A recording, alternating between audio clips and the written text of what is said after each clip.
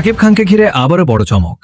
Dhallywood king Shakib খানের সেই বহুল আলোচিত সিনেমা অপারেশন অগ্নিপথ, যেটি ঘিরে একসময় দর্শকদের মধ্যে তৈরি হয়েছিল ব্যাপক উন্মাদনা, প্রায় এক যুগ পর সেই সিনেমায় এবার ফিরছে নতুন রূপে।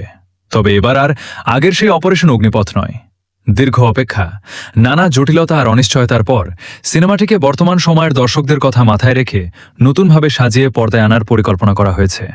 একসময় অস্ট্রেলিয়ায় সিনেমাটির দৃশ্যধারণ এবং টিজার প্রকাশের পর শাকিব ভক্তদের মধ্যে তৈরি হয়েছিল তুমুল আগ্রহ। কিন্তু অভ্যন্তরীণ নানা জটিলতায় হঠাৎ করেই থেমে যায় সিনেমাটির নির্মাণ কাজ। এরপর কেটে যায় বছরের পর বছর। তবে এবার সেই অপেক্ষার অবসান ঘটতে যাচ্ছে বলেই জানা যাচ্ছে। সিনেমাটির মূল গল্পে আনা হবে পরিবর্তন, যুক্ত করা হবে নতুন কিছু উপাদান। শুধু গল্পেই নয়, অভিনয়শিল্পীদের তালিকাতেও আসতে পারে কিছু রদবদল। অর্থাৎ দর্শকরা এবার পেতে যাচ্ছেন পুরনো অপারেশন অগ্নিপথের নতুন সংস্করণ।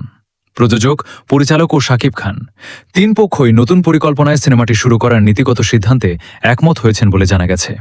ভার্টেক্স মিডিয়ার ব্যানারে জানে আলমের প্রযোজনায় সিনেমাটি পরিচালনা করছেন আশিকুর রহমান। আর সবচেয়ে বড় খবর, 2027 সাল থেকেই শুরু হতে পারে সিনেমাটির মূল দৃশ্যধারণ।